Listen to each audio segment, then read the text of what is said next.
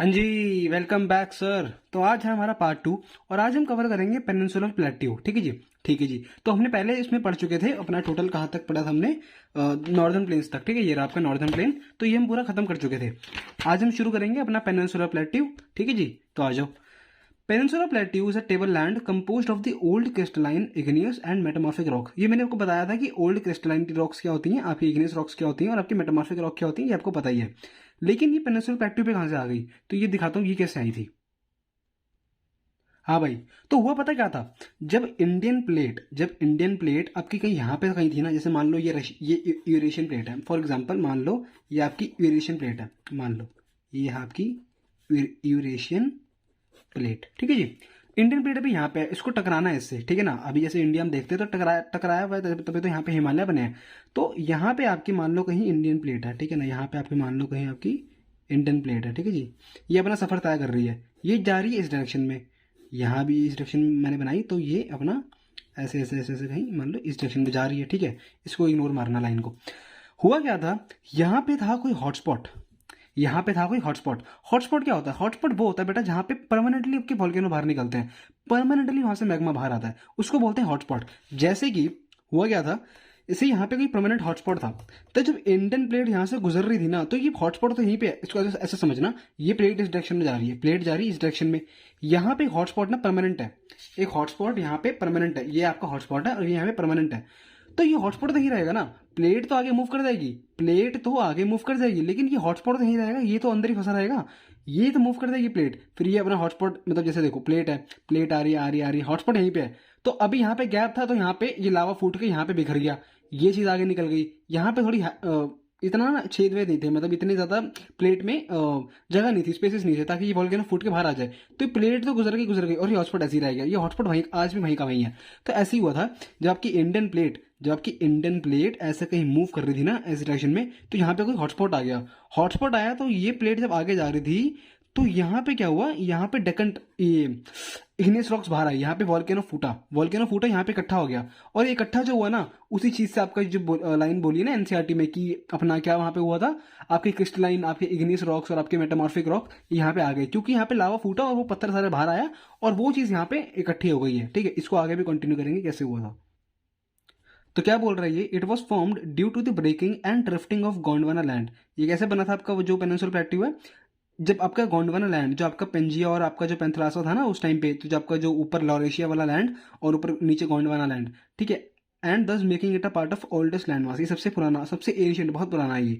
The plateau has broad and shallow valleys and rounded hills. यार ये broad and shallow valleys का क्या मतलब है, सिंपल सी चीज है यार, जहाँ पे वेदरिंग ज्यादा होगी वहाँ पे इरोजन ज्यादा होगी, तो ऑब्वियसली बात है ना, वहाँ पे मतलब कुछ कुछ जगह पे वहाँ पे जो आपकी वैलीज होती हैं बहुत ब्रॉड होती हैं, क्योंकि वहाँ पे इरोजन ज्यादा है। इरोजन इरोजन समझते हो ना, कि साइड से तोड़ देना, मतलब चीजों को इरोड कर देना, इरोड मतलब उनको बिल्कुल तोड़ देना। अगर जैसे मान लो रिवर है, रिवर कहीं से किसी पतली सी गली से बह रही है, तो रिवर के पत्थर वत्थर भी होते, तो ये इस पतली गलियों से टकराएंगे, जब कोने कोने से टकराएंगे तो अपने कोने को भी तोड़ देंगे, है ना। अगर कोई चीज जैसे एक मान लो रिवर जा रही है, इसके पीछे पत्थर ही पत्थर पड़े बहुत हैवी, या पत्थर को छोड़ो, अगर रिवर का अपना प्रेशर बहुत है, बहुत साल से चल रही है, तो अपनी साइडों को तोड़ तोड़ के रिवर अपना चैनल बड़ी करती रहेगी ना, ऐसा दिमाग लगाओ। तो वो चीज हुई, इरोजन कहीं पे बहुत ज्यादा हुआ, कहीं पे बहुत कम हुआ। तो वाइड शैलीज भी हैं, वैलीज भी हैं, और आपकी शैलो वैलीज भी हैं। शैलो मतलब इतना पतला और ब्रॉड मतलब वैलीज इतनी हो गई है, क्योंकि वहां पे इरोजन ज्यादा हुआ है, सिंपल सी चीज। This plateau consist of two broad divisions, namely the central highlands and the Deccan plateau. Deccan plateau का है, ये देखो डेक्कन प्लेट्यू आपका इस साइड में, डेक्कन प्लेट्यू है आपका इस साइड में, देखो ये आपका डेक्कन प्लेट्यू, ये है आपका डेक्कन प्लेट्यू। ठीक है जी। और ऊपर वाला जो नर्मदा है ना, ये नर्मदा रिवर, नर्मदा रिवर के ऊपर आपका एक और प्लेट्यू होता है, इसको बोलते हैं मालवा प्लेट्यू। क्या बोलते हैं, मालवा प्लेट्यू। तो ये वही चीज किताब बता रही है कि जो आपका डेक्कन प्लेट्यू है ना, this plateau consist of two broad division, दो डिवीजन होते हैं, नेमली द सेंट्रल हाईलैंड, जो मैंने आपको दिखाया ऊपर, सेंट्रल हाईलैंड, ये रहा आपके सेंट्रल, मतलब यहाँ पे नहीं है सेंट्रल हाईलैंड आपके यहाँ पे, बस मैंने निकले के लिए ऊपर रखा है, सेंट्रल हाईलैंड आपके यहाँ पे कहीं है। और ये सेंट्रल हाईलैंड के दो पार्ट है, central highland composed of two two things. पहला कौन सा, मालवा प्लेट्यू, एक आपका एक प्लेट्यू होता है मालवा प्लेट्यू, और दूसरा प्लेट्यू है आपका छोटा नागपुर प्लेट्यू, छोटा नागपुर प्लेट्यू। तो ये सेंट्रल हाईलैंड ना दो चीजों को कंपोज करके बोलते हैं, CH which is your central highland composed of two things, Malwa plateau और छोटा नागपुर प्लेट्यू। और यहाँ पे आपका डेक्कन प्लेट्यू, डेक्कन प्लेट्यू आपका सेंट्रल हाईलैंड से नीचे पड़ता है। नर्मदा रिवर के ऊपर आपका मालवा प्लेट्यू है, मालवा प्लेट्यू और छोटा नागपुर प्लेट्यू किसके पार्ट है, सेंट्रल हाईलैंड्स के। और ये नीचे पड़ता है नर्मदा के नीचे आपका प्लेट्यू आता है डेक्कन प्लेट्यू, ये याद रखना। डेक्कन प्लेट्यू आपका ट्रायंगुलर है, ट्रायंगुलर मतलब ऐसा ऐसे कुछ शेप है इसकी, ट्रायंगुलर शेप है इसकी डेक्कन प्लेट्यू की, ठीक है जी। तो दो प्लेट्यू मेन आपकी डेक्कन प्लेट्यू, बच्चे कंफ्यूज होते हैं, डेक्कन प्लेट्यू आपका नर्मदा रिवर के नीचे पड़ता है, ठीक है, ये याद रखना। और नर्मदा रिवर के ऊपर आपको पड़ता है मालवा प्लेट्यू, ठीक है जी, डन। तो ये क्या बोलता है, central highland and the Deccan plateau, the part of peninsular plateau lying to the north of the Narmada river, जो पार्ट नर्मदा रिवर के नॉर्थ में पड़ता है, covering major area of Malwa plateau, वो दिखाया मालवा प्लेट्यू आपका ऊपर है, is known as central highland, उसको सेंट्रल हाईलैंड का हिस्सा बोला जाता है। The Vindhyan range is bounded by the central highland on the south and Aravallis on the north east. अब ये विंध्यन रेंज का है, ये देख, ये नहीं तेरी विंध्यन रेंज, ये है तेरी VR, ये यहाँ पे लिखा है ना VR, ओहो एक सेकेंड फोकस मिट गया, ये है आपकी विंध्यन रेंज, क्या है आपकी VR which is your Vindhyan range, ये लिखा आपका, यहाँ पे आपकी होती है विंध्यन रेंज, इस साइड में ये आपकी विंध्यन रेंज है। विंध्यन रेंज आपकी क्या कहते हैं, नॉर्थ वेस्ट में आपकी अरावलीज पड़ रही है, नॉर्थ वेस्ट में आपकी अरावलीज है, जैसे अगर विंध्यन यहाँ पे तो नॉर्थ वेस्ट में देखिए इसके अरावलीज पड़ रही है, ठीक है ना। तो ये चीज वो कह रहा है कि the Vindhyan range is bounded by central highland on the south and Aravallis on the north west, the further westward extension gradually merges with sandy and rocky desert of Rajasthan. Aravalli में क्या पड़ गया, अगर अरावलीज के आप और वेस्ट में जाओगे ना, अगर वेस्ट में जाओगे इस साइड में, तो यहाँ पे तो आपको पता ही है ना, रेत रेत है, यहाँ पे तो मिट्टी मिट्टी होती सारा, पूरा आपका राजस्थान मतलब पूरा रेगिस्तान पड़ जाता है, ठीक है, डेजर्टिक एरिया बोलते हैं उसको। तो ये वहां पड़ता है आपका, कहाँ पे, वेस्ट ऑफ अरावलीज। अगर आप वेस्ट ऑफ अरावलीज जाओगे, वेस्टवर्ड एक्सटेंशन, तो वहां पे आपको क्या दिखेगा, सैंडी और रॉकी डेजर्ट, यानी कि पत्थर वत्थर भी होंगे लेकिन डेजर्टिक टाइप होगा। The flow of the river draining this region namely the Chambal, Sindh, Betwa and Ken from south west to north east. इसका क्या मतलब है यार, यहाँ पे ना कुछ नदियां हैं, जैसे कि मैं दोबारा बना देता हूँ, देखो मैं दोबारा बनाता हूँ, तो ये मैंने बनाया इंडिया का मैप, ये आपका वो, चलो जो भी है तुम समझ गए ना, इंडिया का मैप ही जो भी है। तो यहाँ पे ना आपके कुछ नदियां होती हैं, आपकी बेटवा, आपकी केन, आपकी सिंध, ठीक है ना, ऐसे। तो ये यहाँ से आपके नॉर्थ ईस्ट की तरफ जा रहे हैं, नॉर्थ ईस्ट की तरफ इनका ट्रैवल है, देखो ये नॉर्थ ईस्ट डायरेक्शन होती है, ये नॉर्थ ईस्ट की तरफ जा रही हैं, तो ये कुछ रिवर्स होती हैं आपकी, ठीक है ना। This region namely the Chambal, Sindh, Betwa, Ken is from south west to north east, ठीक है ना। आपके साउथ वेस्ट, आपके जरिए मैप ढंग से ना बना ली, मैं दिखाता हूँ, रुको। अगर आपको दिख रहा हो तो चंबल रिवर देखो, अगर आपको दिख रहा हो ना तो चंबल, ये देखो चंबल रिवर, ये लिखा है चंबल रिवर। तो चंबल रिवर का डायरेक्शन देखो नॉर्थ ईस्ट की तरफ है, नॉर्थ ईस्ट, और रिवर पता नहीं क्यों नहीं दे रखी यहाँ पे, लेकिन नॉर्थ ईस्ट की तरफ डायरेक्शन है। तो ये साउथ वेस्ट रीजन है, ये आपका साउथ वेस्ट रीजन है, ये आपका नॉर्थ ईस्ट रीजन है। तो यही बता रहे हैं, और भी रिवर्स होती है, चंबल, बेटवा, केन, ठीक है ना, सेन, ये आपकी कुछ रिवर्स होती हैं जो कि आपके ट्रैवल करती हैं। द सेंट्रल हाईलैंड्स, ठीक है ना, कहाँ मर गया, ये रहा। The central highlands are wider in the west but narrow in the east. भाई सेंट्रल जो हाईलैंड मैंने बताया ना आपको, सेंट्रल हाईलैंड, ये देख आपके जो सेंट्रल हाईलैंड्स है, ये आपके वेस्ट में तो बहुत ब्रॉड है, आपके वेस्ट में बहुत चौड़े हैं, लेकिन ईस्ट में आते आते हैं ना इनकी शैलो हो जाती है, मतलब ये बहुत पतले हो जाते हैं। सेंट्रल हाईलैंड आपके वेस्ट में तो बहुत ब्रॉड है, ब्रॉड मतलब चौड़े, और सेंट्रल हाईलैंड आपके ईस्ट में आके ना बहुत ज्यादा नैरो हो जाते हैं, नैरो मतलब पतले हो जाते हैं बहुत ज्यादा, इतना ज्यादा यहाँ पे स्पेस नहीं रहता, मतलब स्पेस नहीं, मतलब कहने का मतलब ये है कि कुछ ना कुछ जैसे जियोलॉजिकल पीरियड होते हैं यार, कुछ जैसे जियोलॉजिकल फैक्टर्स होते हैं, नेचुरल फैक्टर्स होते हैं, जिनकी वजह से यहाँ पे जो पहाड़ियों की हाइट है ना, वो मतलब जो उनका एरिया है बहुत ही ब्रॉड है, और यहाँ पे नहीं है। क्योंकि यार जब आपकी इंडियन प्लेट टकराई थी ना यूरेशियन प्लेट से, तो यहाँ पे ज्यादा इफेक्ट आया उसका, यहाँ पे इसका ज्यादा इफेक्ट आया एज कम्पेयर टू यहाँ पे। तो ये आपके यार देखो बहुत ना, अगर आप ज्योग्राफी को ऐसे समझोगे ना कि बिल्कुल इसी वजह से हुआ होगा या इसी चीज से, तो ज्योग्राफी उस चीज के लिए है ही नहीं। ज्योग्राफी इज ऑल अबाउट आपके इमेजिनेशन, आपको इमेजिनेशन करना पड़ेगा। कोई जैसे मैं तभी एग्जाम्पल देता हूँ गाड़ियों के एंड ऑल, ताकि पता लगे कि जब चीजें रियलिटी में होती है तो कैसे होता है, वैसे ही आपका इस यहाँ भी हुआ है, ठीक है ना।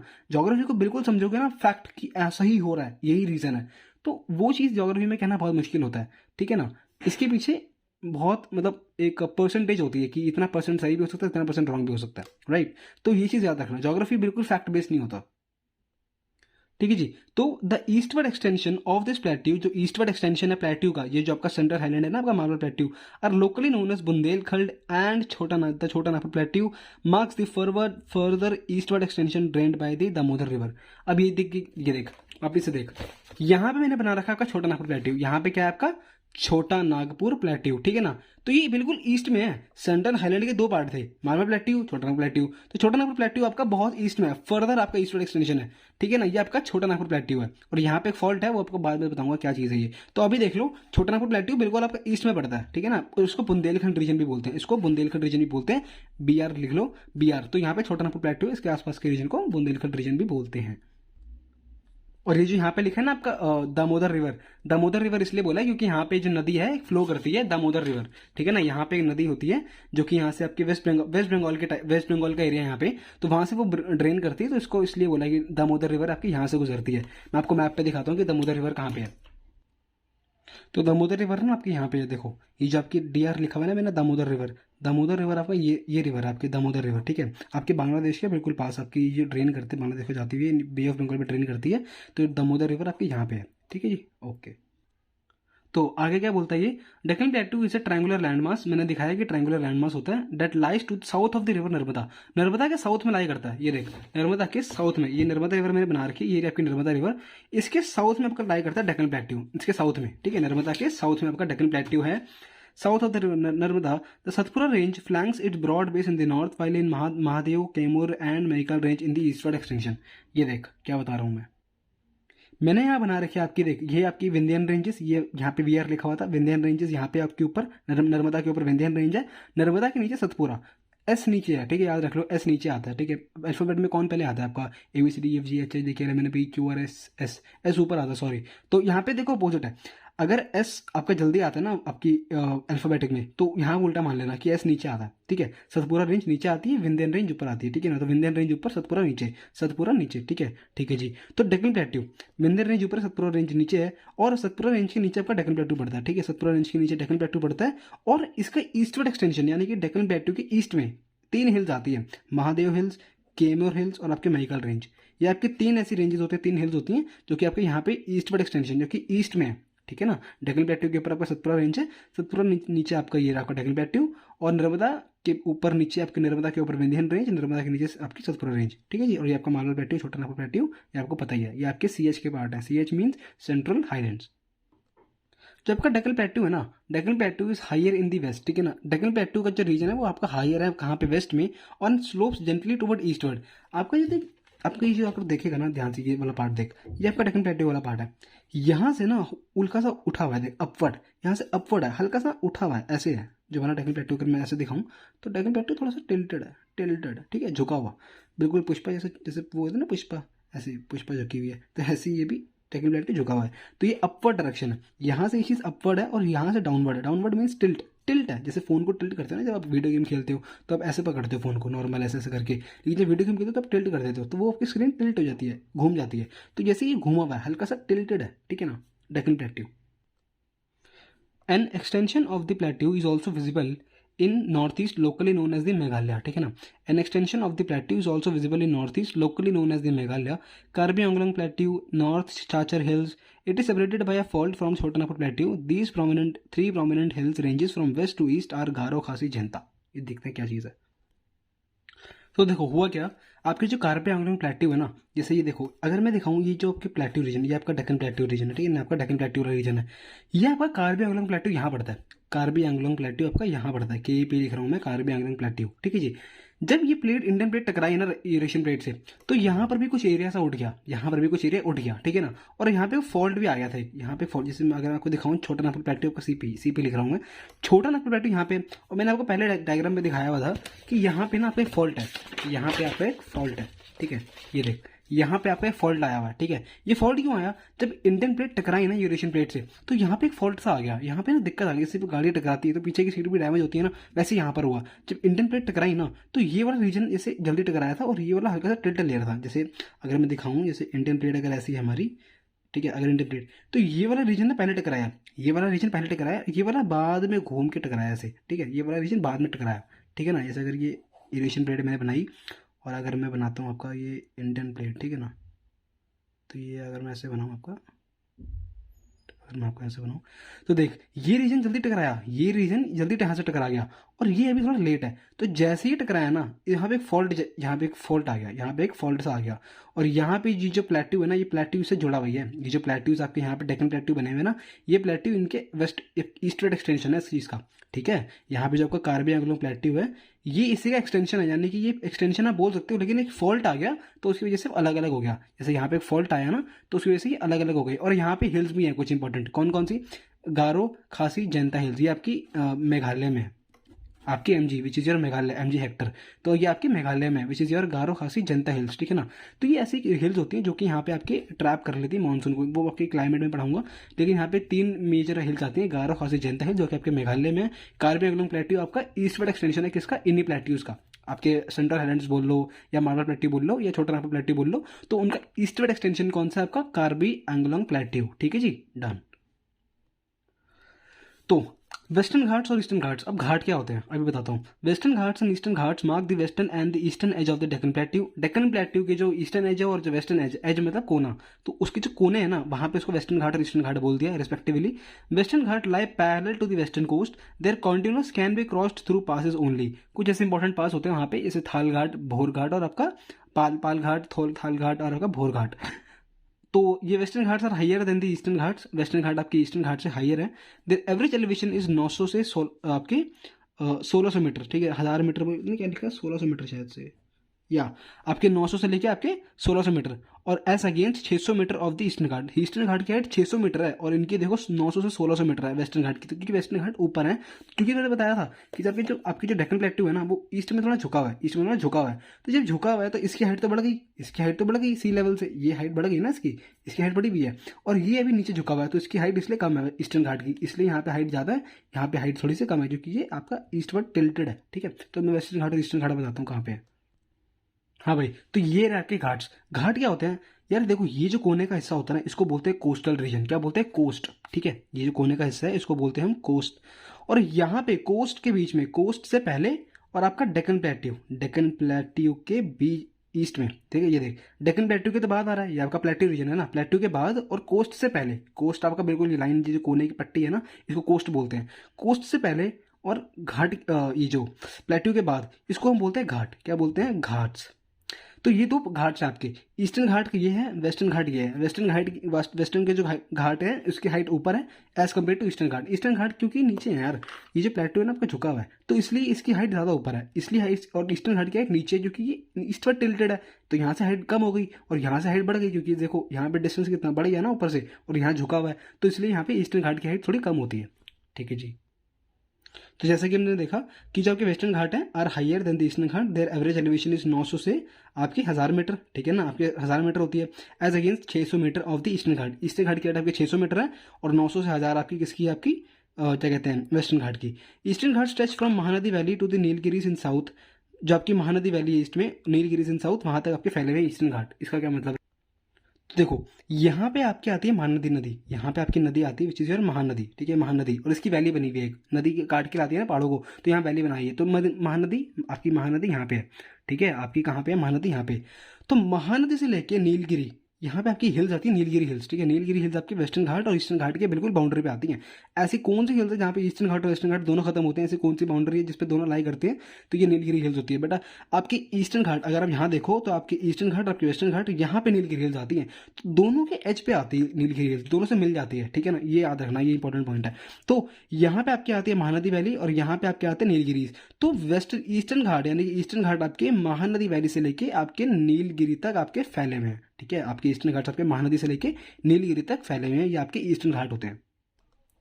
अब यहाँ पे देख, the Eastern Ghats are discontinuous and irregular dissected by rivers draining into the Bay of Bengal. यार हमने पहले ही पढ़ा हुआ ना कि हमारे पास कुछ नदियाँ होती हैं, जैसे कि हमारे पास जैसे गंगा नदी है, ठीक है, गंगा नदी भी ईस्ट में ड्रेन करती है, फिर अपना ब्रह्मपुत्र नदी भी यहाँ से आके ईस्ट में ड्रेन करती है, तो ऐसी बहुत सी नदियाँ होती हैं, ठीक है।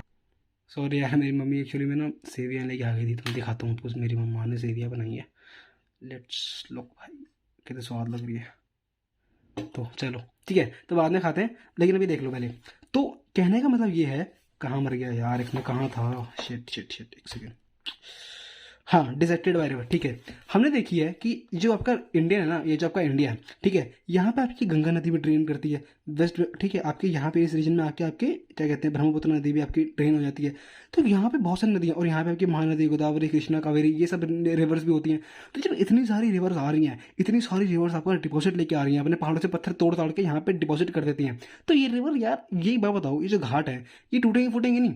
यहाँ पे जो कोर्ट है डिसेक्टेड नहीं होगी। डिसेक्टेड मतलब अगर आप इंडिया का मैप देखो ना ध्यान से, तो जो आपकी वी शेप है ना, ये तो स्ट्रेट है, वेस्ट की शेप बिल्कुल सीधी है, लेकिन इसकी शेप ना ऐसे ऐसे ऐसे ऐसे है। क्यों ऐसे ऐसे है? क्योंकि यहाँ पे बहुत सारी नदियाँ अपना डिपॉजिट लेके आती हैं, और वही एक रीजन है कि यहाँ पे डिसेक्टेड डिसेक्टेड और कटाफटा, यानी कि काट पीट कटफटा बोल लो यार, कटफट, ठीक है, ऐसी कटाफटा सा है, ठीक है ना, कि यहाँ पे बहुत सारी नदियाँ अपना डिपॉजिट लेके आती हैं, डिपॉजिट लेके आती है, पत्थर शत्तर डिपॉजिट, सॉइल सेडिमेंट्स बहुत सारे होते हैं। तो वो यहाँ पे ना स्ट्रेट लाइन नहीं है, क्योंकि यहाँ पे बहुत सारी नदियाँ डिपॉजिट कर देती हैं अपना माल, तो इसलिए यही डिसेक्टेड है, ठीक है। और वेस्टर्न घाट, अगर आप वेस्टर्न शेप देखो तो वेस्टर्न शेप बिल्कुल स्ट्रेट है, बिल्कुल स्मूथ है, क्योंकि यहाँ पे नदियाँ बहुत कम ड्रेन करती हैं। यहाँ पे सिर्फ नर्मदा और तापी है, और माही बोल लो छोटी सी रिवर, ज़्यादा नदियाँ नहीं है यहाँ पे, नदियाँ ही नदियाँ हैं। तो यहाँ पे सारा डिपॉजिट जमा हो जाता है, और इसलिए ये कटी फटी सी है। क्योंकि अगर आप एक चीज़ पे बार बार जाते रहोगे अपना डिपॉजिट करते रहोगे, तो ये चीज़ डिजेक्टेड हो जाती है, ठीक है। डिजेक्टेड मतलब कट फट जाती है, तो ये वो चीज़ है। तो ये इसलिए लाइन थोड़ी सी ऐसी है, डिजेक्टेड, इसलिए बोला गया किताब में कि आपकी जो वेस्टर्न घाट से कॉस्ट हो कहाँ मरी, Eastern Ghat stretch from Mahanadi valley, ये भी हो गया discontinuous. Eastern Ghats are discontinuous, ठीक है, डिसकॉन्टिन्यूस है, इरेगुलर है, और dissected by rivers draining into Bay of Bengal. जो बे ऑफ बंगाल में नदियाँ ड्रेन करती हैं, उनकी वजह से वो जो आपके ईस्टर्न घाट्स हैं वो आपके डिजेक्टेड हैं, आपके कटे फटे हैं। The Western Ghats cause orographic rain by facing the rain bearing most moist wind to rise along the western slope of the घाट।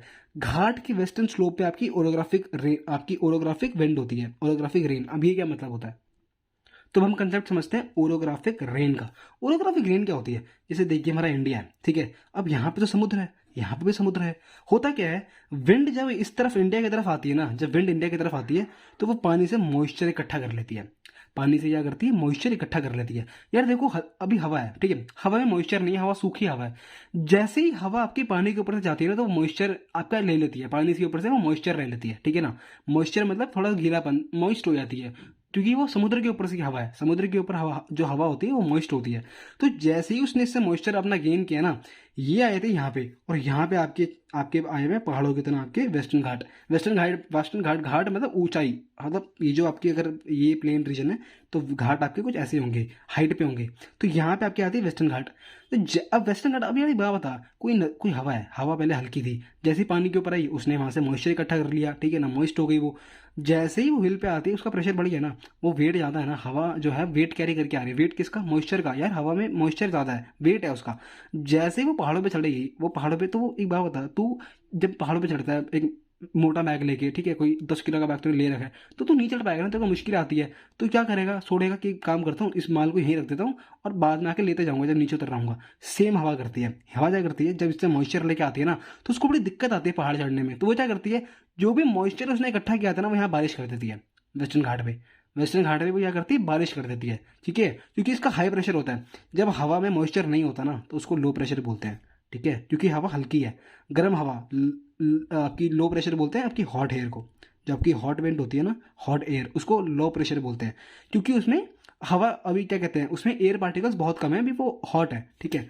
लेकिन जब वो हाई प्रेशर में होती है ना, हाई प्रेशर में क्या होता है, कोल्ड विंड होती है। कोल्ड जो एयर होती है वो हैवी होती है, कोल्ड एयर आपकी हैवी होती है। तो पानी से उसने मॉइस्चर लिया तो वो हैवी हो गई, हैवी हो गई, तो जैसे ही वो यहाँ पे आई ना, उसने अपना सारा जो मॉइस्चर था वो यहाँ पे छोड़ दिया और वो आगे चली गई। तो इसलिए ये बोला जा रहा है कि ओरोग्राफिक रेन, ठीक है, यहाँ पे हमें ओरोग्राफिक देखने को मिलता है। और इसी को जब हवा पहाड़ चढ़ती है ऐसे करके, मॉइस्चर अपना यहीं पर डिपॉजिट कर देती है, बारिश कर देती है, इसी को बोलते हैं हम ओरोग्राफिक रेन, ठीक है जी। तो ये क्लाइमेट में और डीप में बढ़ेंगे यार, अभी ना अच्छे से समझ में नहीं आएगा कि हॉट एयर का क्या कॉन्सेप्ट है, ये आपका heavy hot low pressure high pressure का क्या कंसेप्ट होता है, तो वो अभी आपको नहीं समझ में आएगी। वो चीज़ आपको समझ में आएगी क्लाइमेट में। तो अभी जो पढ़ रहे हो ना, अभी जो समझ में आ रहा है, ओरोग्राफिक रेन क्या होती है, हवा आई, यहाँ से मॉइस्चर इकट्ठा किया, पहाड़ चढ़ाने जा रहा, उसने सारा माल डिपॉजिट कर दिया और आगे भाग गई। तो अभी के लिए ओरोग्राफिक रेन को इतना समझ लो, और यही आपका होता है OR, which is your orographic rainfall.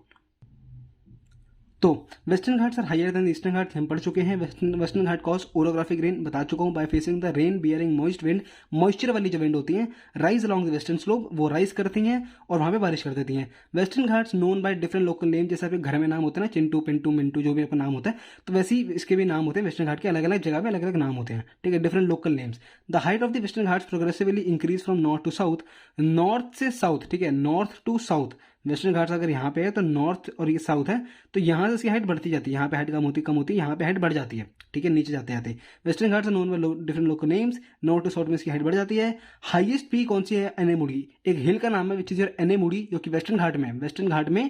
Western घाट यहाँ लिख देता हूँ, वेस्टर्न घाट में एक इंपॉर्टेंट है विच इज योर एनेमुड़ी, जिसकी हाइट है 2695, 2695 मीटर उसकी हाइट है, किसकी? एनेमुड़ी की। एंड डोटा बेटा उसके सेकंड हम हाईएस्ट पीक है विच इज योर 2637, ठीक है, ये डोटा बेटा की हाइट है। डीबी आपका बेटा विच इज योर डोटा बेटा, मेरा बेटा डोटा बेटा उसकी हाइट है, ठीक है, 2637 विच इज योर 2637। और एनेमुड़ी जो कि वेस्टर्न घाट में लाई करती है, उसकी हाइट है कितनी 2695।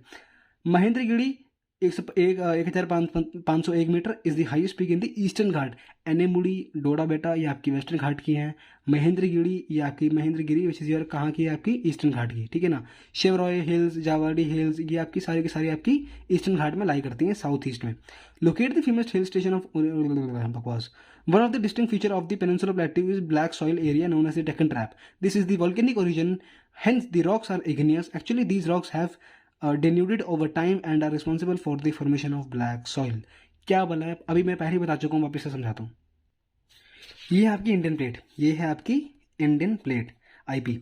इंडियन प्लेट जब मूव कर रही थी ना, तो यहाँ पे आया ज्योग्राफी हॉटस्पॉट, यहाँ पे आया ज्योग्राफिकल हॉटस्पॉट, जहाँ पे ऑलरेडी वॉल्केनो फूटते रहते हैं। यहाँ पे कुछ नहीं फर्क पड़ता, यहाँ पे प्लेटों पे डिपेंड नहीं होता कि वॉल्केनो प्लेट के अंदर है या नहीं, कुछ उससे फर्क नहीं पड़ता।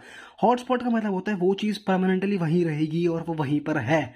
आपका वहाँ पे हॉटस्पॉट है, उसके ऊपर से प्लेटें गुजरती रहेंगी, फर्क नहीं पड़ेगा उस हॉटस्पॉट को, वो वहीं पे बंदा रहेगा, तू यहीं रहेगा, कोई फर्क नहीं पड़ता दूसरी चीज़ कहाँ जा रही है। सेम इंडिया के साथ हुआ। इंडियन प्लेट जब मूव कर रही थी ना, इंडियन प्लेट जब मूव कर रही थी आपकी यूरेशियन प्लेट की तरफ, हुआ क्या, यहाँ पे था जियोलॉजिकल हॉटस्पॉट जो कि आपके वॉल्केनो रिलीज करता है। जैसे इंडियन प्लेट यहाँ पे आई ना, तो ये हॉटस्पॉट यहाँ पे रिलीज हो गया। यहाँ पे लावा लावा लावा लावा लावा पूरा मैग्मा यहाँ इकट्ठा हो गया, और इसी मैग्मा को हमने बोला डेक्कन ट्रैप, डेक्कन की ट्रैप। ये डेक्कन प्लेट्यू वाला रीजन है ना, अगर आपने पढ़ा हो पहले तो हमने पढ़ा है कि डेक्कन प्लेट्यू वाला रीजन होता है। तो यहीं पे क्या हुआ, हॉटस्पॉट फूट गया, सारी यहाँ पे जो थी मैग्मा, जो इग्निस रॉक्स होती है, इग्निस रॉक मतलब जो मैग्मा से बाहर निकल के रॉक्स आपकी फूटी हैं, बाहर आई हैं, वो ठंडी हुई है, तो उनको हमने बोला इग्निस रॉक्स, ठीक है ना। तो इग्निस रॉक्स यहाँ पे आ गई, 10 लाख साल में क्या हुआ, हवा चली, ठीक है, बारिश आई, बहुत कुछ हुआ इस रीजन में।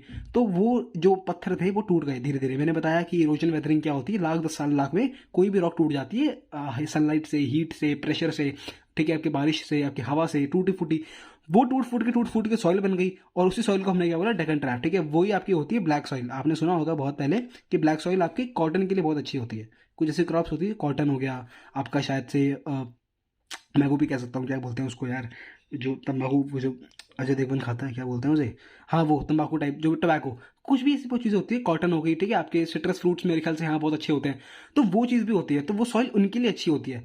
तो जो भी जियोलॉजिकल फैक्ट हुए ना, उसकी वजह से कुछ ना कुछ चीज़ें हुई हैं। जैसे हिमालय की वजह से हमें हिल स्टेशन मिल गए, ठीक है ना, जैसे आपके हिमालय फॉर्म हुए, और आपके बैरियर बन गया, नेचुरल फ्रंटियर बन गया इंडिया के लिए, ठीक है, क्योंकि इतने बड़े हिमालय नेचुरल बैरियर की तरह काम करते हैं वो, ठीक है। हमारे जो साथ के पड़ोसी देश हैं उनसे बचाते हैं हमें, बहुत ऊंची हाइट है हिमालयास की, तो ये फर्क हुआ उससे। तो वैसे यहाँ पे हुआ, जब आपकी वॉल्केनो फूटा, इग्निस रॉक्स आपकी बाहर आई, ठंडी हुई, उस पर जब आपकी वेदरिंग हुई, इरोजन हुई, डिपोजिशन जो भी हुआ, तो वहाँ पे आपकी सॉइल बन गई। इसको डेक्कन ट्रैप रीजन बोलते हैं, विच is your black soil. Done, ठीक है जी। तो वापस से रिपीट करते हैं, क्या पढ़ा हमने, one of the distinct feature of the peninsula plateau is black soil. हमने पढ़ा ब्लैक सॉइल क्या होती है, नोन एज डेक्कन ट्रैप, जिसको डेक्कन ट्रैप भी बोलते हैं। This of the volcanic origin, volcano जब फूटा हॉटस्पॉट से बाहर आया, क्योंकि इंडियन प्लेट तो फिर आगे आगे जा रही थी, तो वहाँ पे वॉल्केनो फूट गया, फिर वहाँ से इंडियन प्लेट आगे निकल गई, और वो जितना भी पार्ट है आज के टाइम पे वो वही पड़ा है, ठीक है। This is the volcanic origin because rocks are igneous, magma से बाहर आई तो इग्नियस ही होंगी। Actually these rocks have denuded over time, denuded मतलब अपना वो इरोजन, डिपोजिशन, वो सब होना, ठीक है, वेदरिंग होना उसकी, responsible for the formation of black soil. तो टूटी फूटी सॉइल बनी, थोड़े थोड़े पत्थर बने छोटे छोटे, तो वो सॉइल बनी total. Aravalli hills lie on the western and the north western margin of the peninsula plateau, ठीक है। तो जो आपकी अरावलीज है ना, ठीक है, अगर हमने क्या पढ़ा है यहाँ पे, जो आपकी अरावलीज है, ठीक है, आपकी अरावलीज लाई on the western and the north western margin of the peninsular plateau. अगर आपका पेनिनसुलर प्लेट्यू ये है तो जो आपके अरावलीज हैं वो आपके नॉर्थ वेस्टर्न रीजन में लाई करते हैं, किसके, पेनिनसुलर, आपके डेक्कन प्लेट्यू के, right. These are the highly eroded hills and founded as broken hills, they extended by Gujarat to Delhi in a south west to north east direction. Aravalli hills ना आपके यहाँ पे है कहीं, यहाँ पे कहीं, ठीक है, यहाँ पे कहीं हिल्स है, ये आपका राजस्थान रीजन है, आपके अरावली हिल्स है, ठीक है। तो ये चीज़ क्या कह रहा है, हाईली इरोडेड। एक टाइम पे ना आपकी अरावली हिल्स आपके हिमालय से भी बहुत बड़ी थी, आपके हिमालय से भी बड़ी थी, क्योंकि यार सिंपल सी चीज़ है, इंडियन प्लेट जब उससे यूरेशियन प्लेट से टकराई तो आपके हिमालय बन गए। उससे पहले तो ये रीजन ऐसी था, लेकिन कभी ना कभी ये प्लेट किसी और प्लेट से टकराई होगी ना लेफ्ट साइड में, तो अरावलीज आपकी उस टाइम पे बनी होंगी, ठीक है, आपकी माउंटेन उस टाइम पे बनी होंगी या कुछ और रीजन रहा होगा, तो ये अरावली उस टाइम पे बनी। और लाख 10 लाख साल, 20 लाख साल, 30 लाख साल, 50 लाख साल, मिलियंस ऑफ ईयर्स मेरे भाई, करोड़ों साल में इतने ज़्यादा बारिश आई, इतने धूप पड़ी, इतना कुछ हुआ, इतना कुछ हुआ, तो अरावलीज ने आज के टाइम पे अरावलीज बहुत छोटी हो चुकी हैं। अगर मैं बोलूँ ना कि अरावलीज चल के जाओगे तो 1 घंटे में छू के भी आ जाओगे, अरावलीज इतनी छोटी हो चुकी है आज के टाइम पे। तो ये पूरी बात होती है, ठीक है ना, अरावलीज में और आपके एवरेस्ट में। एवरेस्ट आपके यंग फोल्ड माउंटेन इसलिए बोलते हैं क्योंकि अरावलीज बहुत ओल्ड है, और यंग फोल्ड माउंटेन्स में आपके हिमालय यंग जवान है, उनको भी 10 लाख 20 लाख साल हो चुके हैं, बट स्टिल उनको अभी हम जवान बोलते हैं, क्योंकि जियोलॉजिकल के टाइम पे 10 लाख 20 लाख साल के अभी ज़्यादा बूढ़े नहीं होते, वो भी अभी जवान के टाइम पे कैटेगरी में आते हैं। अरावलीज बहुत पुरानी है, करोड़ों साल पुरानी है अरावलीज, इसलिए आज के टाइम पे छोटी हो रही है। क्यों? क्योंकि वेदरिंग हुई, इरोजन हुई, बहुत चीज़ें हुई। हाईली इरोडेड मतलब टूटी फूटी सी है। Hills and found as broken, टूटी फूटी। They extend from Gujarat to Delhi, ये इस रीजन में आपका गुजरात पड़ जाता है और दिल्ली तक फैली हुई है आपकी अरावली हिल्स, ठीक है जी। This region receive very sorry, ये आपका आता है। अब हम पढ़ेंगे इंडियन डेजर्ट, ठीक है, अब हम कंटिन्यू करते हैं अपना इंडियन डेजर्ट। हाँ जी, तो अगर मैं बात करूँ ना आपकी अपने इंडियन डेजर्ट की, अगर मैं बात करूँ आपके ID which is your Indian desert, तो इंडियन डेजर्ट आपको यहाँ पड़ता है, आपके अरावलीज यहाँ पे है, और इनके वेस्टवर्ड, इनके VD which WD which is your westward बोल लो, तो यहाँ पे आपके वेस्टवर्ड पड़ते हैं। कहाँ पे? आपके यहाँ पे राजस्थान, ये आपका डेजर्टिक रीजन है। डेजर्टिक, सैंड मिट्टी यही मिलेगा आपको, धूल मिट्टी यही मिलेगा आपको। Indian desert lies toward the western margin of the Aravalli hills, बता चुका हूँ, वेस्ट में अरावली हिल्स के वेस्ट में मिलता है। It is an undulating sandy plain, undulating sandy plain, बिल्कुल मिट्टी से ढका हुआ। It is an undulating sandy plain covered with sand dunes. Sand dunes क्या होते हैं? आपने मिट्टी के टीले देखे हैं? जैसे मैं बताता हूँ, मिट्टी के टीले होते हैं, जैसे फॉर एग्जांपल अगर आप रेगिस्तान में गए हो ना कभी, तो आपने देखा होगा कहीं कहीं पे तो साला ऐसा गैप सा बना होता है, कहीं कहीं पे जैसे पहाड़ से बने होते हैं, तो ये मिट्टी के पहाड़ होते हैं यार। जैसे कि अगर हवा चली यहाँ पे, ठीक है ना, तो ये मिट्टी उसने मान लो यहाँ से उसने सॉरी यार, यहाँ से लेके उड़ी, ठीक है जी, और अपना यहाँ पे डिपॉजिट कर दी, ठीक है ना, मिट्टी आपने यहाँ पे डिपॉजिट कर दी, तो ये मिट्टी के टीले बन जाएंगे बड़े बड़े। जैसे मैं कैसे समझाऊं, फॉर एग्जांपल अगर मान लो यहाँ पे मिट्टी पड़ी है कोई बहुत सारी ना, ऐसी मिट्टी से पड़ी है, और यहाँ से चली हवा, यहाँ से चली, ओहो ये मिट्टी पड़ी है, यहाँ पे बहुत सारी मिट्टी से पड़ी है, और यहाँ पे हवा चली तो ये मिट्टी ना कहीं इसको डिपॉजिट कर देगी, ये या तो ऐसे फैला देगी या तो ऐसे से शेप बना देगी। मिट्टी देखा ना रेगिस्तान कैसा सा होता है, इमेजिन करो यार, रेगिस्तान की कैसी सी होती है, सैंड ड्यून्स बने होते हैं। ड्यून्स मतलब कि शेप, मिट्टी के जो हवा लेके उड़ी है ना, वो उसने कहीं कहीं डिपॉजिट कर दी है, ऐसे कहीं कोन बन गए, कहीं पे ऐसे केव्स टाइप बन गई, ठीक है ना। जैसे यहाँ पे सिर्फ हॉलो है, ऊपर की तो मिट्टी लेके चले गया, यहाँ पे हॉलो बना गया, फिर कभी यहाँ पे हवा चलेगी तो सारी मिट्टी वापस डिपॉजिट हो जाएगी ऊपर। तो ये सब होता रहता है, सब हवा से होता है, तो उसको सैंड ड्यून्स बोलते हैं। मिट्टी से जो आकार बनती है सैंड ड्यून्स जो भी है। This region receive very low rainfall, बारिश तो बहुत कम आती है, सबको पता है। 150 mm पर ईयर, पर साल 150 mm क्वांटिटी होती है कितनी बारिश आई। It has arid climate, arid मतलब सूखा climate with low vegetation cover, vegetation तो होती है, बारिश घंटा ही नहीं आ रही तो वेजिटेशन क्या होगी। Streams appear during the rainy season, streams appear, कभी कभी रेनी सीजन आता है, कभी कभी ना मतलब रेगिस्तान में बारिश आ जाती है, ऐसा होता है, रेगिस्तान में बारिश आ जाती है कभी कभी, तो वहां पे स्ट्रीम्स अपीयर, स्ट्रीम्स हो जाती है। स्ट्रीम्स मतलब कि पतली पतली धारियां, पानी की पतली पतली धारियां ना डेवलप हो जाती है, आ जाती है, क्योंकि पानी ज्यादा हो गया तो पतली पतली धारियां पानी की आ जाती हैं। Streams appear during rainy season. Soon after they disappear into sand as they do not have enough water to reach the sea. इतना पानी नहीं गिरता कि मतलब वो पूरा समुद्र ही बन जाएगा, वहां पे बारिश आती है, पानी गिरता है, लेकिन वो स्ट्रीम बन जाता है, जैसे पतली पतली धारियां बन जाती हैं, लेकिन इतना भी नहीं होता कि वो समुद्र बना लेंगे पूरा अपना, ठीक है ना। तो सून after they disappear into the sand, वो यार पानी नीचे गिरा, वो मिट्टी में घुस जाता पानी पूरा, वो एकदम मटमैला सा पानी हो जाता है, क्योंकि वही मिट्टी मिट्टी पड़ी है वहां पे, तो पानी गिरेगा तो आपको कीचड़ में क्या क्या होता है, वही चीज तो होता है आपका सेम। तो विद आपका streams appear during the rainy season, soon after they disappear, गायब हो जाती है सैंड में, as they do not have enough water, ज्यादा पानी गिरता नहीं तो सैंड में मिक्स हो जाती है। Reach the sea, Luni is the only large river in the region. Rajasthan की रीजन में अगर आप जाओगे डेजर्टिक रीजन में, तो सिर्फ एक इंपॉर्टेंट रिवर होती है, which is your Luni, LUNI, Luni, ठीक है ना, याद रखना एक चीज। तो by chance crescent shape dunes, shape dunes, dunes मतलब शेप्ड होती है, ठीक है। शेप ड्यून्स मतलब कि कैसे क्रिसेंट, क्रिसेंट समझते हो, चांद का, चांद छुपा, जैसे ऐसे चांद की तरह होती है, दिख रहा है ना, हाँ चांद की तरह होता है। क्रिसेंट शेप ड्यून्स होती है, जैसे ये देखो, जैसे मैं दिखाता हूँ, जैसे यहाँ बना रहा हूँ, ठीक है, यहाँ पे बना रहा हूँ। तो जैसे मान लो मिट्टी है, ठीक है, ये कहीं मिट्टी पड़ी हुई है, अब ये हवा चली यहाँ से, इसको डिपॉजिट कर दिया, तो ये ना कहीं ऐसी शेप ले लेती है, कभी कभार मिट्टी ना ऐसी शेप ले लेती है, इसको बोलते हैं क्रिसेंट शेप ड्यून्स। क्या बोलते हैं? Crescent shape dunes, crescent shaped, ठीक है ना, क्रिसेंट शेप ड्यून्स होती हैं ये। मिट्टी की ऐसी शेप बन जाती है, जैसे यहाँ पे कुछ बुशीज होती हैं, कुछ ऐसे ना, कुछ ऐसे झाड़ियाँ वाड़ियाँ ऐसी होती हैं, तो हवा तो यहाँ से चल रही है, और ये जो मिट्टी लेके उड़ रही है ना, ये अपने पास ही डिपॉजिट करा देती है, इसको बुशीज को अपने पास ही ये डिपॉजिट हो जाती है यहाँ पे, तो ये क्रिसेंट शेप ले लेती है। तो ये तभी मैं कह रहा हूँ कि मिट्टी ना अलग अलग शेप ले सकती है, बहुत ज़्यादा डिपेंड करता है। Cover large area but longitudinal dunes become more prominent near the Indo Pakistan boundary. अगर आप इंडो पाकिस्तान की बाउंड्री पे जाओगे ना, तो वहाँ पे चांद नहीं बनते, वहाँ पे बनती है लॉन्गिट्यूडनल ड्यून्स। लॉन्गिट्यूडनल ड्यून्स मतलब ऐसे ऐसे ऐसे ऐसे, ये मिट्टी है पूरी पूरी, ये मिट्टी है, लेकिन इसकी शेप ऐसी बन गई है, मिट्टी की ऐसे पड़ी हुई है, मिट्टी ऐसे बिखरी बिखरी सी, ऐसे स्ट्रेट लाइन में, ऐसे स्ट्रेट लाइन में, लॉन्गिट्यूडनल, लॉन्गिट्यूड लाइन ऐसी ऐसी होती है ना, तो वैसी मिट्टी आपकी पड़ी हुई है, कैसे ऐसे ऐसे स्ट्रेट पड़ी हुई है आपकी मिट्टी, डिपॉजिट हुई हुई है, तो ऐसी शेप बन जाती है, तो इसको बोलते हैं लॉन्गिट्यूडनल ड्यून्स, जो कि आपके इंडो पाकिस्तान बॉर्डर पे बनते हैं ज़्यादातर। फिर आपके आते हैं कोस्टल प्लेन्स, अब ये देखते हैं। हाँ भाई, तो अब तुम्हारा भाई दिखाएगा तुम्हें कोस्टल प्लेन क्या होते हैं। कोस्टल प्लेन वो होते हैं जो कि बिल्कुल कोस्ट पे होते हैं, और ये प्लेन रीजन होता है। प्लेन कैसे यार, नदियाँ अपना डिपॉजिट लेके यहाँ पे आ रही हैं, तो ऑब्वियसली प्लेन तो होगा ना, माउंटेन तो बनेगी नहीं, क्योंकि सारा डिपॉजिट अपना नदियाँ कहाँ लेके आ रही है अपना, नेचुरली जब रिवर ड्रेन करती है बे ऑफ बंगाल में, तो ये पूरा सी है यार, और ये अरेबियन सी है, तो यहाँ पे जब नदियाँ डिपॉजिट करेंगे अपना माल सारा, तो सारा का सारा माल कहाँ डिपॉजिट होगा, यहीं पे हो जाएगा ना, और यहाँ पे डेल्टा बन जाते हैं। कभी कभी आपको बाद में पता लगेगा कि डेल्टास क्या होते हैं, वो को बाद में पता लगेगा, जो रिवर का डिपॉजिट होता है। तो लेकिन यहाँ पे समझ लो कोस्टल प्लेन, जहाँ पे आपके अपने लड़कियां वड़कियां होती हैं, बढ़िया एकदम चिल मारते हैं बंदे, है ना, तो यहाँ पे कोस्टल प्लेन, इसको कोस्टल प्लेन बोलते हैं। जैसे गोवा चले जाओ, गोवा क्या है, कोस्टल प्लेन का एग्जांपल है। ये आपका मुंबई हो गया, ये आपका हल्का सा यहाँ पे गोवा आ गया, ठीक है ना, और ये आपका पूरा कर्नाटका कर्नाटका कोस्ट, तमिलनाडु वाली कोस्ट है, कोची केरला यहाँ पे। तो आपने वो देखे होंगे, वहाँ पे ना बीच बने हुए हैं, बीचेस होते हैं यहाँ पे, ये कोस्टल प्लेन होते हैं, कोने में बिल्कुल पड़ते हैं। ये आपका ईस्ट कोस्टल प्लेन है और ये आपका वेस्ट कोस्टल प्लेन है, ठीक है ना, और इनके रीजन के हिसाब से अलग अलग नाम दे रखे होते हैं। जैसे कि अगर मैं बताऊँ, पेनिनसुला प्लेट्यू दिख रहा है ना, एक second, wait wait wait wait wait, हाँ अब दिख रहा है। So the peninsula plateau is flanked by stretch of narrow coast strip, narrow मतलब पतली कोस्टल स्ट्रिप। आपका जो पेनिनसुला प्लेट्यू है, ये जो आपका प्लेट्यू मैंने बनाया है, यहाँ पे देख कोस्टल स्ट्रिप बनी हुई है, पतली पतली ना, ऐसी वो बीचेस टाइप बने होते हैं, मिट्टी के डिपॉजिट होते हैं यहाँ पे। तो कोस्टल स्ट्रिप होते हैं ये, ठीक है, running along the Arabian Sea and on the west and Bay of Bengal on the east. East में बे ऑफ, वही आपको पता लग गया कि आपको ईस्ट में आपके बे ऑफ बंगाल के पास होते हैं, वेस्ट में तो आपके अरेबियन सी है, ठीक है, और नैरो प्लेन होता है बिल्कुल ये, ठीक है ना। वेस्टर्न कोस्ट, आपका जो वेस्टर्न कोस्ट है ना, सैंडविच बना हुआ है बिटवीन यार वेस्टर्न घाट और आपका अरेबियन सी के बीच में। मैंने आपको बताया था कि आपके यहाँ पे घाट पड़ते हैं, आपके यहाँ पे ईस्टर्न घाट है, यहाँ पे वेस्टर्न घाट है, तो सिंपल सी चीज़ है यार।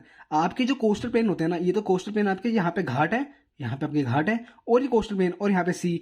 तो आपके जो कोस्टल प्लेन होते हैं ना, आपके सैंडविच बने होते हैं। जैसे सैंडविच के बीच में क्या मम्मी क्या करती है, जैसे पनीर डाल देती हैं, आलू डाल देती हैं, या अपना खीरा टमाटर प्याज डाल देती हैं, ठीक है ना। तो वैसे ही यहाँ पर होता है, वैसे ही यहाँ पे आपका मिट्टी की एक लाइन बनी हुई है वेस्टर्न घाट के बीच में और अरेबियन सी के बीच में। ऐसे ही यहाँ पे मिट्टी के, यहाँ पे आपके वेस्टर्न घाट है, मिट्टी बीच में दबी पड़ी है, और यहाँ पे आपके eastern which is your Bay of Bengal, ठीक है ना। तो यहाँ पे ईस्टर्न कोस्ट है, तो कोस्ट को मैं बोल रहा हूँ मिट्टी की, वो जो लंबी लंबी वो चीज़ें बोल रहा हूँ ना, वो मिट्टी की हैं। तो यहाँ पे बीचेस है पूरे, तो ये ईस्ट कोस्ट बोलते हैं इस चीज़ को। ईस्ट कोस्ट आपके ईस्टर्न घाट और आपके बे ऑफ बंगाल के बीच सैंडविच बने हुए हैं। वेस्टर्न कोस्ट आपके वेस्टर्न घाट और आपके अरेबियन सी के बीच में सैंडविच बने हुए हैं, वो दिख रहे हैं ना आपको, यही चीज़ है। Western coast sandwich between Western Ghats and Arabian Sea. It is a narrow plain, ठीक है ना, it is a narrow plain. It consist of 3 sections. Northern part of the, northern जो पार्ट है इसका कोस्ट का, इसको बोलते हैं कोंकण, मुंबई टू गोवा चलता है ये। सेंट्रल स्ट्रेच इसको बोलते हैं कन्नड़ का, और सदर्न जो स्ट्रेच होता है इसको बोलते हैं मालाबार कोस्ट, मालाबार सोनियो। अब दिखाता हूँ क्या कहने का मतलब है। जैसे हर जगह के अपने अपने नाम होते हैं ना, हर चीज़ के अपने अपने नाम होते हैं, तो कोस्टल को ना अपनी जगह के हिसाब से नाम दे दिया है। जैसे कि अगर मैं बात करूँ मुंबई से लेके गोवा, मुंबई से गोवा की बात करूँ ना, तो इसको हम बोलते हैं कोंकण की कोस्ट, कोंकण रीजन की कोस्ट। अगर मैं मुंबई टू गोवा जाऊं, अगर मैं मुंबई टू गोवा जाऊं ना, इसको मैं बोलूंगा कोंकण की कोस्ट, ठीक है जी। बीच का जो पार्ट है इसको मैं बोलूंगा कन्नड़ प्लेन, कन्नड़ प्लेन या कंजर प्लेन, जो भी बोल लो, कन्नड़ कन्नड़ बोलो, ठीक है, कन्नड़ की प्लेन। और अगर मैं कर्नाटका से नीचे जाऊंगा ना, तो इसको मैं बोलूंगा मालाबार कोस्ट। क्या बोलूंगा? मालाबार, समझ गए? मुंबई टू गोवा कोंकण, गोवा टू आपके कर्नाटका लिख लो, ये आपका कन्नड़ प्लेन। और आपका कर्नाटका से लेके नीचे तमिलनाडु, इसको हम बोलते हैं मालाबार की कोस्ट। क्या बोलते हैं? मालाबार कोस्ट। ऐसे ईस्ट में भी होता है। ईस्ट में आपके यहाँ जो पार्ट है, इसको बोलते हैं नॉर्दर्न सिरकर। क्या बोलते हैं? नॉर्दर्न सिरकर। याद रख लो, ये पहला पॉइंट है, पहला पॉइंट है, ये आपका नॉर्दर्न सिरकर। और इस पार्ट को हम बोलते हैं कोरोमंडल कोस्ट। क्या बोलते हैं? कोरोमंडल की कोस्ट, कोरोमंडल, ठीक है, खोड़ोमंडल, खोड़ोमंडल, कोरोमंडल, ठीक है जी। इसको बोलते हैं कोरोमंडल की कोस्ट, जो कि सेकंड वाला कोस्ट है, इसको बोलते हैं फर्स्ट। समझ गए? वेस्टर्न घाट के भी, ईस्टर्न घाट के भी। ईस्टर्न घाट के दो नाम है, Northern Circars, Coromandel coast. Western Ghat के, वेस्टर्न कोस्ट के, सॉरी घाट नहीं, कोस्ट, कोस्ट। ईस्टर्न कोस्ट के दो नाम है, Northern Circars, Coromandel coast. Western coast के तीन नाम है, ऊपर मुंबई टू गोवा कोंकण, गोवा से कर्नाटका आपका कन्नड़ वाला, और कर्नाटका से तमिलनाडु आपका मालाबार की कोस्ट। डन, समझ गए? खत्म। ये आपका कोस्टल प्लेन और कुछ नहीं है। अब रीडिंग कर लेते हैं। रीडिंग क्या बोलती है? रीडिंग बोलती है कि भैया it consist of 3 section. Northern part को हमने बोला Konkan, Mumbai to Goa, central stretch को कन्नड़ बोल दिया हमने, सदर्न को हमने मालाबार बोल दिया। अब यहाँ पे आ जाओ जी। The plain along the Bay of Bengal are wide and level and northern part, जो plains along the Bay of Bengal है, Bay of Bengal eastern coast वाली बात हो रही है, are wide and level. Wide क्यों? चौड़े क्यों है? क्योंकि वहां पे ज्यादा नदियां ड्रेन करती हैं, और इसलिए वो क्या है अपना, वाइड है, फैला हुआ है। It is in northern part refer to northern Circar. Northern part को नॉर्दर्न सिरकर बोलते हैं, सदर्न पार्ट को हम कोरोमंडल कोस्ट बोलते हैं। Large rivers such as Mahanadi, Godavari, Krishna, Kaveri have formed extensive delta on the coast. Lake Chilika is an important feature along the eastern coast. Delta क्या होते हैं? जो भी नदियां अपना डिपॉजिट अपना यहाँ पे, जैसे देख, जो भी नदियां आपकी महानदी, गोदावरी, कृष्णा, कावेरी यहाँ पे आती है ना, वो यहाँ पे ना अपना डिपॉजिट कर देती हैं, अपना सारा माल डिपॉजिट कर देती हैं। तो वो सारी की सारी चीजें ना आपका यहाँ पे डिपॉजिट हो जाती हैं, ठीक है ना, आपका सारा का सारा माल यहाँ डिपॉजिट हो गया। तो यहाँ पे ना मिट्टी के बड़े बड़े लैंड बन जाते हैं, मिट्टी के लैंड, क्योंकि लाखों साल से यार नदियां आ रही हैं, ऑब्वियसली कॉमन सेंस है, लाखों साल से कोई चीज हो रही होगी, तो सारा सेडिमेंट, सारा मिट्टी विट्टी जो भी माल वो लेके आ रही है, वो यहाँ डिपॉजिट हो जाता है, सिंपल चीज है। तो यहाँ पे जो माल डिपॉजिट होता है ना, इसको हम बोलते हैं डेल्टा। डेल्टा बोलते हैं, ठीक है, इसको बोलते हैं डेल्टा। यहाँ पे आपकी बहुत फर्टाइल रीजन होता है ये, क्योंकि यार मिट्टी, पहाड़ों की मिट्टी है, और यहाँ पानी के बीच में ना, पानी भी थोड़ा थोड़ा, और यहाँ पे मिट्टी के वो बने होते हैं, लैंड बने होते हैं हल्के हल्के छोटे छोटे। यहाँ पे मिट्टी का अलग सा लैंड बना हुआ है, यहाँ मिट्टी का अलग सा लैंड बना हुआ है, और बीच बीच में पानी है, आप इमेजिन करो। तो वो चीज़ है, डेल्टा इसको बोलते हैं पूरा का पूरा, ठीक है जी, डन। तो यहाँ भी हो गया, हमने लेक चिलिका आपके ईस्टर्न कोस्ट पे, ये पता ही आपको, ठीक है जी। फिर आपके आते हैं द आइलैंड्स, ठीक है, अब आपके पढ़ेंगे हम आइलैंड्स। हाँ जी, आ जाओ जी, अब हम पढ़ेंगे आइलैंड्स के बारे में। भाई आइलैंड्स क्या होते हैं? आइलैंड्स यार वो चीज़ होती है, जैसे देखो यहाँ पे देख रहे हैं ना आइलैंड, यहाँ पे बढ़िया एकदम लोग दारू वारू पार्टी वार्टी करते हैं, बढ़िया एकदम, साले हरामी पढ़ाई कर ले, ठीक है ना।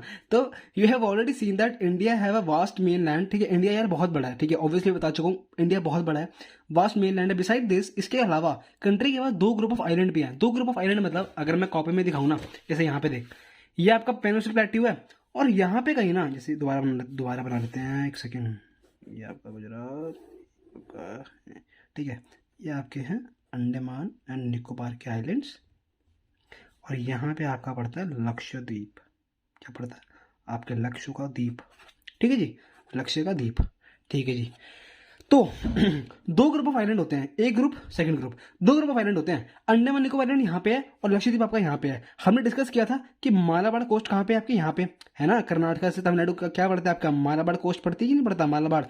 तो मालाबार के अगर आप वेस्टवर्ड एक्सटेंशन देखेगा ना, इसके वेस्ट में जाएगा तो आपको लक्षद्वीप मिल जाएगा, ये आपका लक्षद्वीप आइलैंड होते हैं, और यहाँ पे आपके पड़ते हैं अंडमान निकोबार आइलैंड, ठीक है, वही ये चीज बताएगा अभी, ये देख।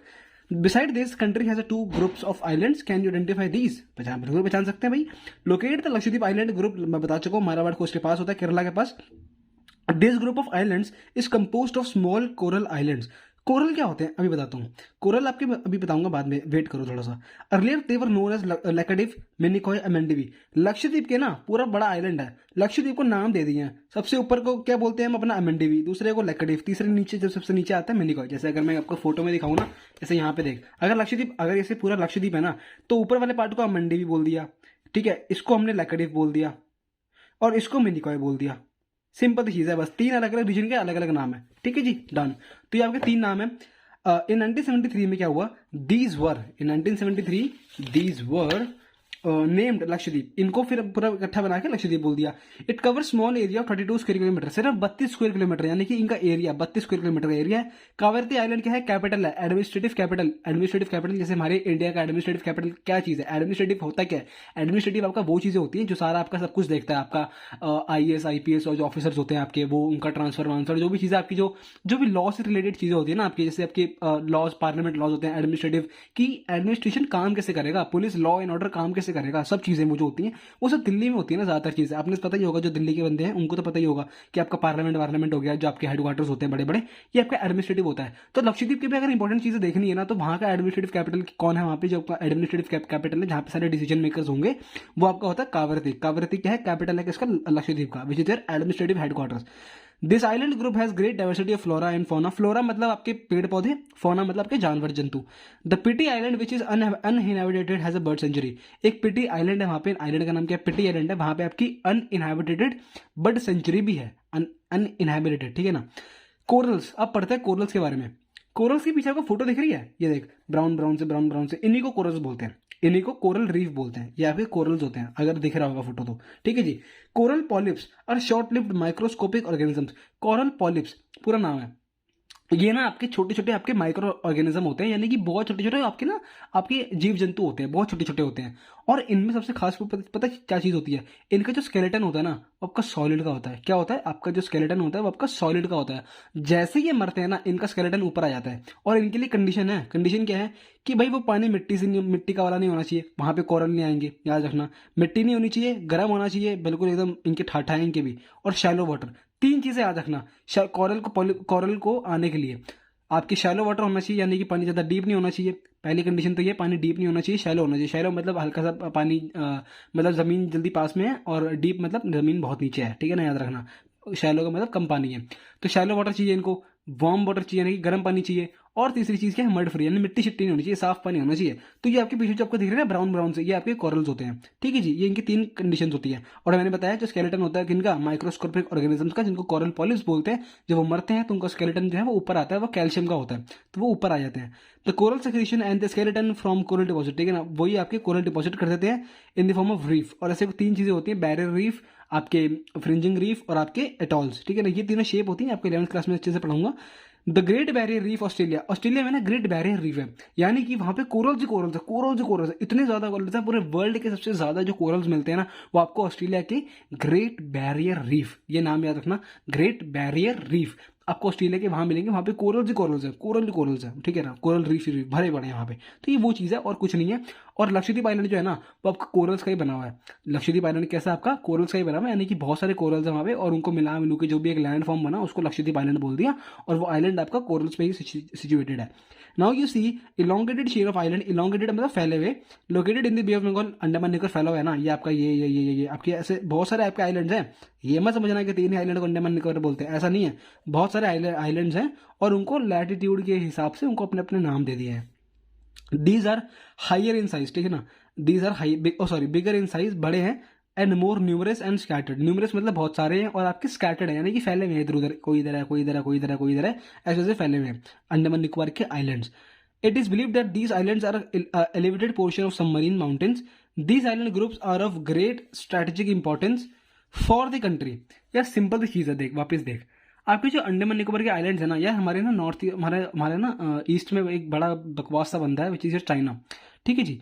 तो चाइना क्या करता है ना यार, उसका भी ना माल आ रहा होता है कहीं से, जैसे मान लो उसका वेस्ट से माल आ रहा है, ठीक है ना, तो कुछ ऐसे ना कुछ रूट होते हैं। तो हमारे लिए बहुत स्ट्रेटेजिकली इंपॉर्टेंस है कि चाइना अपने डोमिनेंस ना बना ले। डोमिनेंस मतलब कि वहां पे अपना कब्जा ना जमा ले उस एरिया में, उसके आसपास वाले रीजन में, क्योंकि नीचे अगर आप देखो इंडोनेशिया भी है, मलेशिया भी है, अलग अलग रीजन है, म्यांमार भी है। तो हमारे लिए बहुत इंपॉर्टेंट हो जाता है कि अंडमान निकोबार को ना थोड़ा सा स्ट्रांग बना के रखे, वहां पे अपनी फोर्स रखे, वहां पे मिलिट्री फोर्स रखे।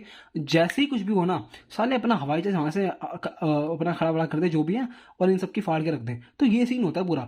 तो अंडमान निकोबार ना हमारे लिए स्ट्रेटेजिकली बहुत इंपॉर्टेंस है यार। अंडमान निकोबार एक तो देखो टूरिज्म के लिए बहुत अच्छा है, टूरिज्म से पैसा तगड़ा आता है, ठीक है ना यार, ये चीज़ तो माननी पड़ेगी।